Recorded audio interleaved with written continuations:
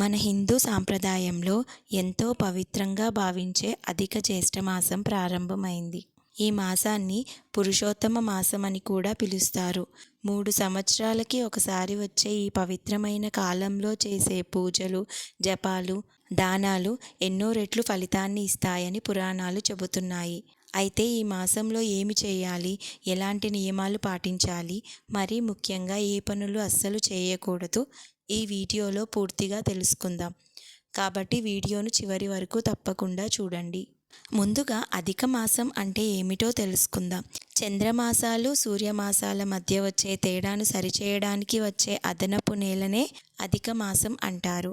ఈ మాసాన్ని శ్రీ మహావిష్ణువు తన స్వరూపంగా స్వీకరించాడని పురాణాలు చెబుతున్నాయి. అందుకే దీనిని పురుషోత్తమ మాసం అని పిలుస్తారు. ఈ మాసంలో భక్తితో చేసిన చిన్న పూజకైనా, చిన్న దానానికైనా ఎంతో పుణ్యం లభిస్తుందని నమ్మకం. ఇప్పుడు అధిక జ్యేష్ఠ మాసంలో చేయవలసిన పనులు ఏమిటో చూద్దాం. బ్రహ్మముహూర్తంలో లేచి పూజ చేయటం చాలా శుభప్రదంగా భావిస్తారు. ఇంట్లో ప్రతిరోజు ఉదయం సాయంత్రం దీపారాధన చేయాలి. ముఖ్యంగా నెయ్యి దీపం లేదా నువ్వుల నూనె దీపం వెలిగిస్తే మంచిదని చెబుతారు. దీపం వెలిగించే సమయంలో ఓం నమో నారాయణాయ లేదా ఓం నమఃశివాయ అని జపిస్తే ఇంట్లో సానుకూల శక్తి పెరుగుతుందని నమ్మకం. ఈ మాసంలో నామస్మరణకు చాలా ప్రాధాన్యం ఉంది. విష్ణు సహస్రనామం, శివనామస్మరణ చేయడం చాలా మంచిది.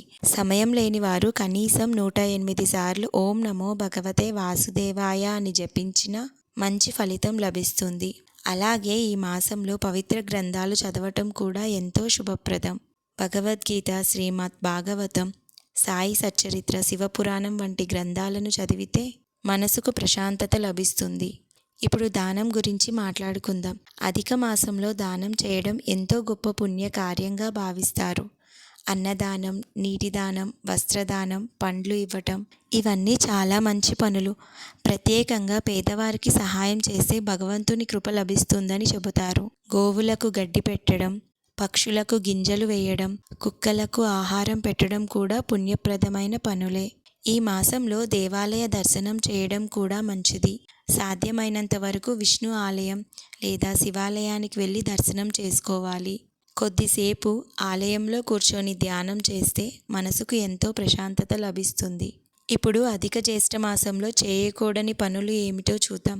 మొదటిగా ఈ పవిత్రమైన మాసంలో మాంసాహారం, మద్యపానం, ధూమపానం వంటి వాటికి దూరంగా ఉండాలి. సాత్విక ఆహారం తీసుకోవడం చాలా మంచిది. వివాహాలు, గృహప్రవేశాలు, ఉపనయనాలు, కొత్త వ్యాపార ప్రారంభాలు వంటి శుభకార్యాలు సాధారణంగా అధిక మాసంలో చేయరు. అలాగే ఎవరికీ హాని చేయకూడదు. మాటలతో కానీ పనులతో కానీ ఇతరులను బాధ పెట్టకూడదు. అబద్ధాలు చెప్పకూడదు. ఎవరిని మోసం చేయకూడదు. ఈ మాసంలో నిజాయితీగా ఉండటం చాలా ముఖ్యమని శాస్త్రాలు చెబుతున్నాయి. కోపం, అసూయ, ద్వేషం వంటి చెడు భావాలను దూరంగా పెట్టాలి. ఎవరితోనూ గొడవ పడకుండా శాంతంగా ఉండాలి. మనసులో మంచి ఆలోచనలు మాత్రమే ఉంచుకోవాలి. అలాగే ఆహారాన్ని వృధా చేయకూడదు. అన్నాన్ని పరబ్రహ్మ స్వరూపంగా భావిస్తారు కాబట్టి అవసరానికి మించి వండకూడదు, వృధా చేయకూడదు. వృధా ఖర్చులు కూడా తగ్గించాలి. ఆ డబ్బుతో పేదవారికి సహాయం చేస్తే ఎంతో పుణ్యం లభిస్తుంది.